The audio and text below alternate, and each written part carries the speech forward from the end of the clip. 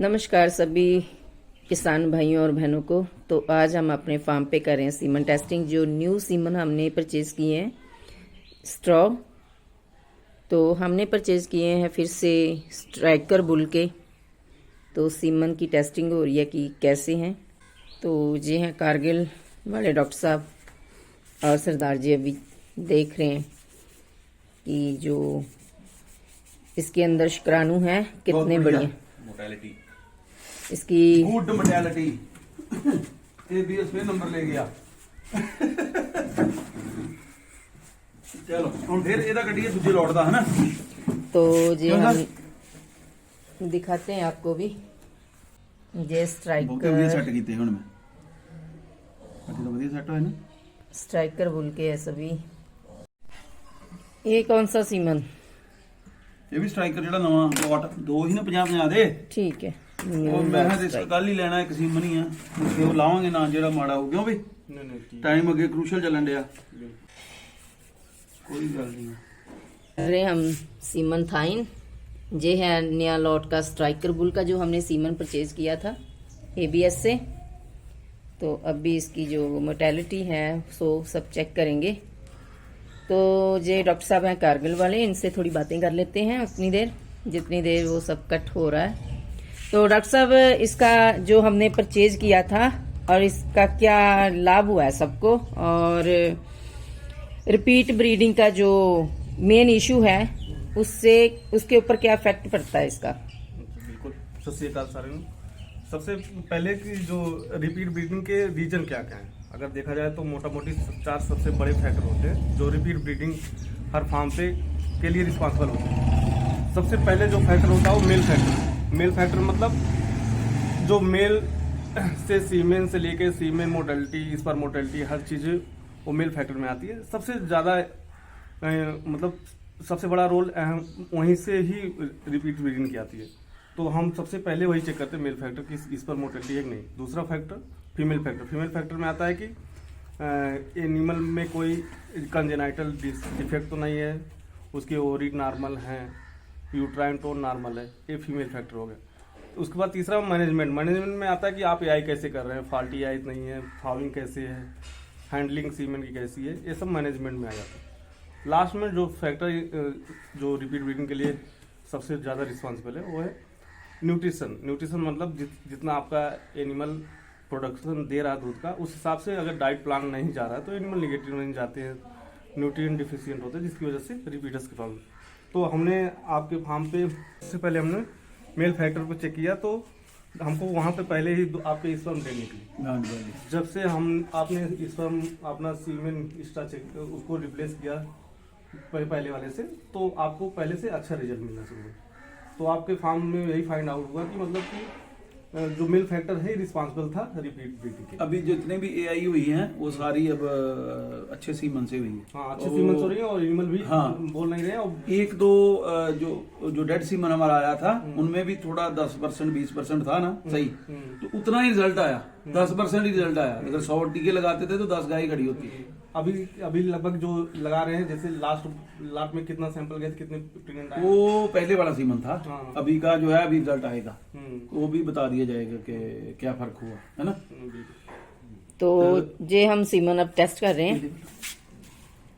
ये तो ये माइक्रोस्कोप इसकी कोई असर हुआ लोगों पे, जैसे हम चेक करते हैं वीडियो डालते हैं। फार्मर क्या होता है कि अभी फार्मर की मेंटालिटी है ना कि रिपीटर्स की प्रॉब्लम सीधे ही हाँ। फीड पे और चीजों पे ब्लेम कर देता है। हाँ। वो मेल फीमेल फैक्टर पे जाता है, जा नहीं रहा था। वो चारों फैक्टरों को कैलकुलेट नहीं कर रहा, खाली 2 को कर रहा था। हाँ। तो अभी क्या है कि जो आपने बहुत अच्छा स्टेप लिया कि माइक्रोस्कोप खुद परचेस किया, हाँ। जिसकी वजह से आपको मेन रीजन था वो फाइंड हाँ, आउट। ये पता चलता था कि इसमें है क्या। हाँ, अभी क्या सीमेंट इसमें बछड़ियां हैं, जिंदी हैं कि मरी हुई हैं। अभी क्या फार्मर करते थे, उसको परचेज करके रख लेते थे, पता नहीं था वो डेड है कि लाइव क्या है।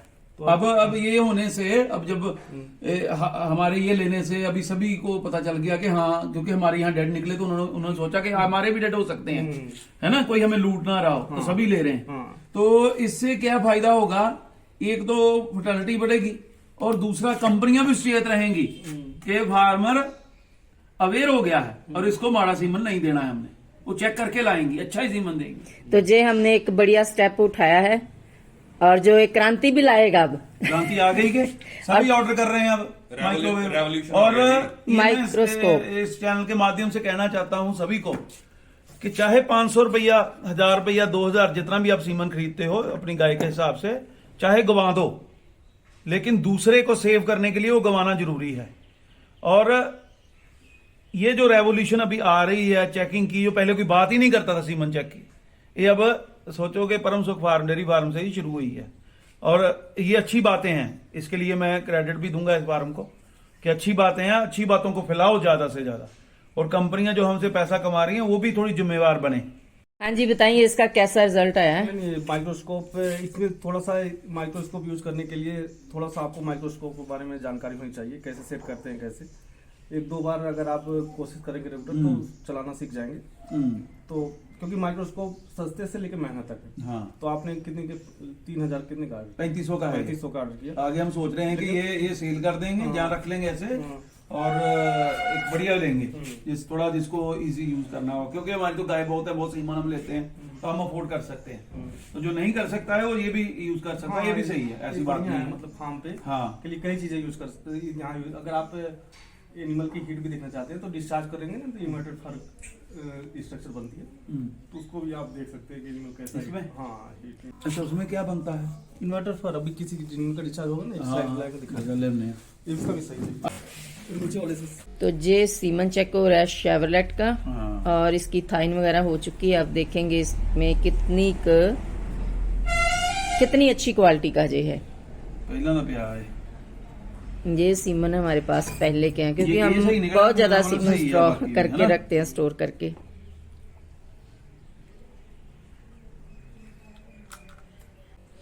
तो बहुत सारे कमेंट आते हैं कि जे सीमन जो आप चेक करते हो कि ये वेस्ट हो जाते हैं। जी हाँ, ये वेस्ट हो जाते हैं, पहले निकाल दीजिए। लेकिन हमें ये पता चल जाता है कि हमने कौन सा सीमन यूज करना है गाय की गब्बन दर को बढ़ाने के लिए।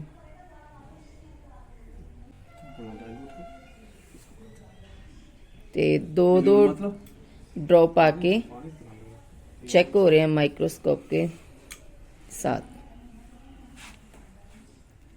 सी भैया वाह, तो ये सब हो रहे हैं सीमन, थाइन, और बाद में हो रही है चेकिंग। तो डॉक्टर साहब, कैसा रिजल्ट आया अब तक हमारे जितने भी स्ट्रॉ थे? अभी आपका स्ट्राइकर अच्छा था, और दूसरा वाला कैसा था? शेवरलेट। दूसरा भी स्ट्राइकर ही था, 2 स्ट्राइकर, तीसरा शेवरलेट। दोनों मतलब अच्छी मोटेलिटी थी, लगभग 70 से 80% स्पर्म उसकी मोटाई थी। कहाँ रखना है? एक्टिव मोटाई थी। तो इसके ये अच्छी क्वालिटी मान, मतलब मिनिमम 80% उसकी मोटेलिटी होनी चाहिए, और उससे कम है तो कंसीव में दिक्कत आएगी। तो प्रॉफिट फार्म का बढ़ेगा। इसलिए कहते हैं ना कि फार्म की अगर आप ये पूछते हैं कि इकोनॉमिक्स बताओ, इकोनॉमिक्स एक सी नहीं हो सकती है। अगर 50% कंसेप्शन है तो कुछ और होगी इकोनॉमिक्स, अगर 90 है तो कुछ और होगी। 90 वाला 10 गाय बेच भी सकेगा, 50 वाला कहाँ बेचेगा, खाली उनको खिलाएगा। तो ये मैनेजमेंट के ऊपर भी बहुत डिपेंड करती है अपनी फार्म इकोनॉमिक्स। चलो जी, सीमन दी होगी टेस्टिंग, वधिया आए सारे सीमन स्टॉक, और जो हेल्दी स्पर्म वाले और स्क्रानू वाले सीमन है वही हम जो है यूज करेंगे एआई के लिए। Thank you for watching. ऐसी डेयरी फार्म से रिलेटेड और वीडियो देखने के लिए मेरे चैनल को कीजिए subscribe, like and share. Thank you. ठीक है, किन्नी टेल इंदा दी वो काम करने ना ये मैंने सेलिब्रेट करेंगे, फिर चालू करनी हो तो जो सबसे तेज चल रहे हैं ना, वही फर्टिलाइज करते हैं। ना जड़ी आप बहुत जो तेज सीध